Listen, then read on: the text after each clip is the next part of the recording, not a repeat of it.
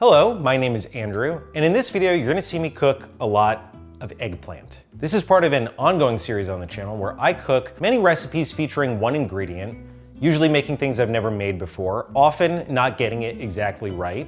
But there's something about experiencing the same ingredient over and over again in quick succession that I think can teach you a lot about that ingredient. It's also very fun for me to do. Eggplant, in my experience, is one of the most commonly disliked vegetables. And the complaint I often hear is that it ends up mushy in whatever dish it is. But I think that actually, when properly harnessed, that mushiness is the eggplant's greatest asset. Many of the recipes in this video were suggested to me on my Instagram, so if you're one of the people who gave me a suggestion, thank you very much. I've already made all these recipes, and now I'm gonna take you through how those experiences went. The first thing I made was eggplant parm. And this is a thing that I've made many times in the past, but I wanted to try a new variation that I thought of in this recipe. To begin, I began peeling and slicing my eggplant. And my peeler was actually not really up to the task to that thick skin of the eggplant, so I ended up just carefully slicing away the exterior of my eggplants. I then cut them into planks. And even though eggplant has sort of a dry sponge texture when you immediately slice it, once salt hits it, the water beads to the surface immediately. While the eggplant was sitting, I began making a simple tomato sauce with garlic, onion, some jarred chilies that I had, and then 2 large cans of tomato. Next, it's time to fry the eggplant. So I begin by dredging them in flour, egg wash, and then breadcrumbs, and then frying them in olive oil. And I've found that using a smaller pot is better for getting a consistent result, even though it takes a very long time to fry them individually like this. And I think this is the first best example of what is so good about an eggplant, because if it's fried crispy on the outside, if the inside does become mush, you then have a tender, creamy texture suspended in crispiness. And this eggplant is obviously not fully cooked because it's gonna be baked later, but you get the idea. Then it's assembly. In a large dish, I put some of that tomato sauce on the bottom, then a layer of the eggplant, more of the sauce, some basil, then some shredded mozzarella and Parmesan cheese, and then continue to layer that until all the eggplant is gone.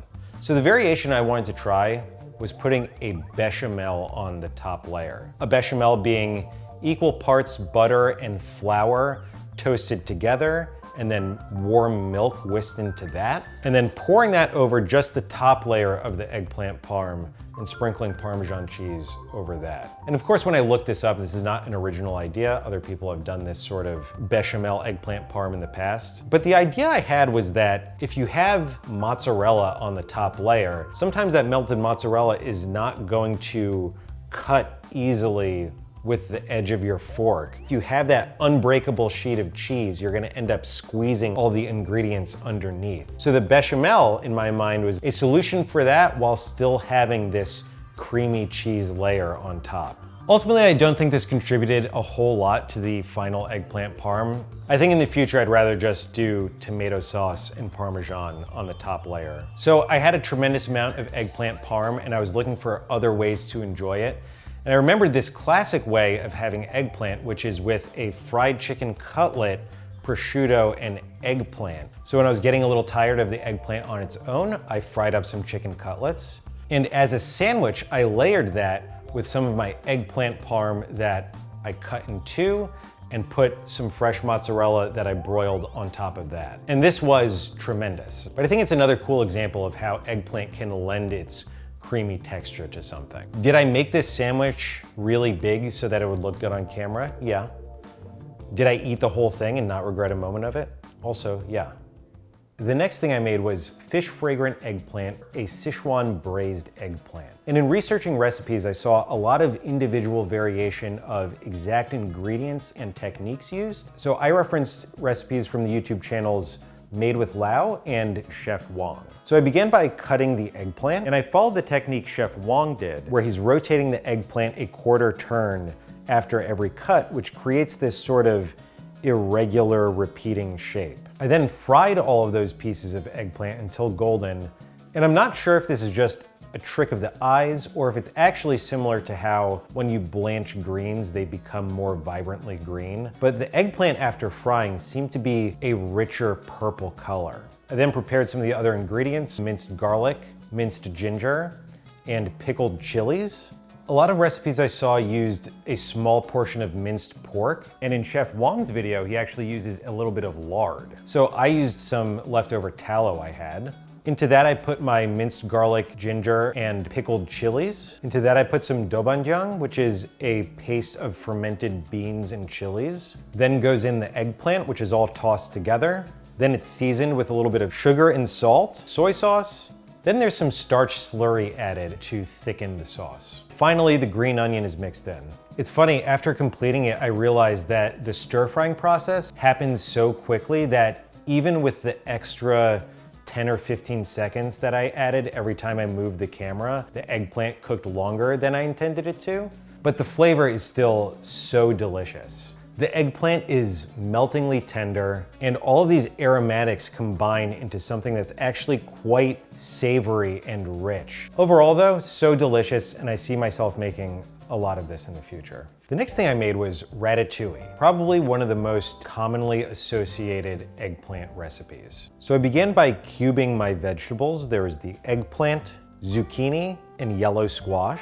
I then salted all of those vegetables and allowed them to sit. Then in olive oil, I began pan frying these vegetables in batches so as not to crowd and just steam the vegetables. And because all of these squashes and eggplants are so absorbent, you end up using quite a bit of oil. But this is ultimately what's going to make the ratatouille so delicious. Then in the same pot, I sauteed some onion, as well as some red pepper, garlic. Then back into the pot went all of the squash and eggplant. Lastly, there were tomatoes, and I had this tremendous excess of little cherry tomatoes, which were very sweet and delicious, so that's what I ended up using in this ratatouille. And then that whole mixture went into the oven for about half an hour, 40 minutes, until everything was nice and tender. And this was a tremendous amount, so it ended up becoming on the mushier, stewier side, which is actually my preference. I like it sort of like, almost like a condiment. But it also was going to serve my other purpose in making ratatouille, which was trying a variation of one of my other favorite dishes, stuffed cabbage. This is something I made previously in the cabbage video, and it's something I've been eating my whole life. But I had this idea that what would a summer holubchi look like? So I par-cooked some brown rice and then mixed that with a healthy amount of my leftover ratatouille, along with some additional herbs, some green onion, and just because I saw it out of the corner of my eye, honestly, I added some pine nuts because I thought it would work in combination with everything else. I then began the process of coring a head of cabbage and blanching it in hot water so that I could carefully remove the outside leaves that I would then use to make my rolls. I trimmed the fibrous center of the cabbage leaf and then put in my filling, rolled it together, and then put it into a pot to braise with a little bit of tomato sauce that was left over from, it was actually left over from the eggplant parm. And I didn't make too much because this was mostly an experiment for me. And I actually really liked the way that it came out. It had the same sort of stewed vegetable flavor of the ratatouille on its own, but now it was in this little delicious parcel, so it becomes this kind of complete little meal in itself. Because stuffed cabbage is essentially some grain and some other filling wrapped in a leaf and then braised, I've always thought that there could be a million variations of it. And so this is one that popped into my head. I made it, and I thought it came out pretty good. The next thing I made was Melitzanosalata, which is a Greek eggplant dip. There are many similar dishes made around the Mediterranean and throughout the Middle East, but this is one that I happen to love a lot. And I referenced a recipe from Aki's Kitchen on YouTube. So I began by charring the eggplant on a charcoal grill. And there are a lot of different ways that you could cook the eggplant. You could do it in an oven, you could do it over a gas stove. But I wanted to use charcoal because to me, this is a dish that really reminds me of summer and that flavor of outdoor cooking. I also at the same time charred the skin of a red bell pepper. Often the objective of this step is described as charring the skin so that it is easy to remove and it will impart some smoke flavor into the vegetable.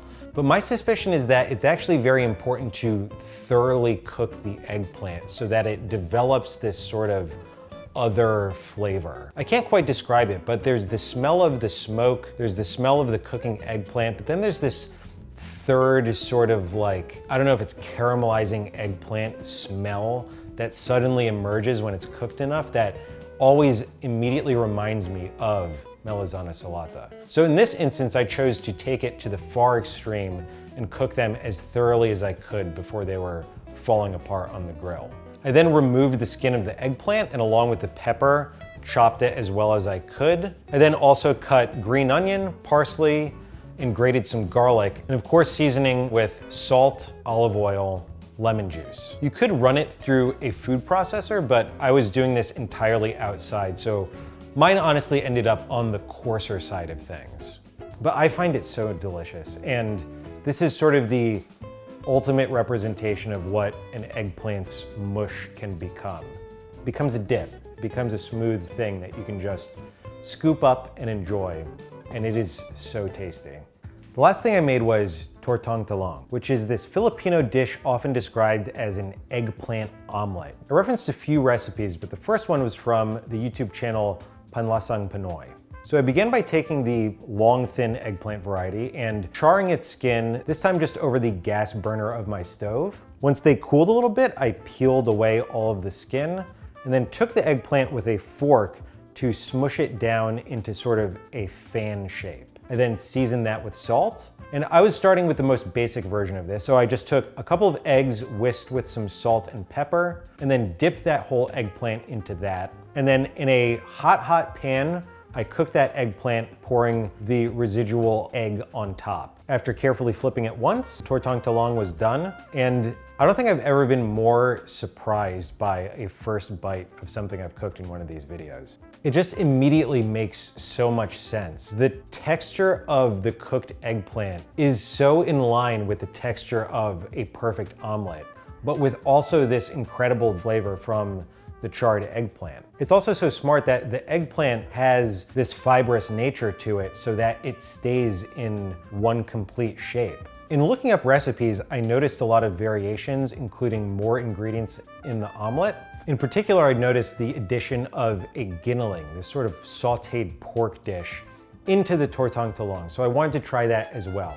And for this recipe, I referenced the YouTube channel Simple. So I began by making the giniling, which is essentially sauteing onion, garlic, red bell pepper, tomato, minced pork, and seasoning with soy sauce and some oyster sauce. I also seasoned the egg with a little bit of fish sauce, which is something I saw the chef Alvin Kalin doing. So then I took my other eggplant, flattened it, dipped it into the egg, and then carefully layered some of that giniling on top, and then also some chopped green onion and green chili, as well as the remaining egg. And at this point, I really wish I had been using a frying pan with lower walls, but it came out okay, even though my flip was a little bit unruly. And this was so delicious. The charred eggplant flavor really works with all the other savory elements, the pork, the fish sauce. I also love that the stem of the eggplant just sits at the top. I don't know, it reminds me of like a vegetarian squid. I'm very thankful this dish was suggested to me because I had so much fun making it. Well, that's how I cooked 20 pounds of eggplant. I hope you enjoyed watching. Again, if you're one of the people who suggested a recipe to me, thank you so much. If you have suggestions on other ingredients I should make in the future, I'd love to hear it. But otherwise, thanks for watching.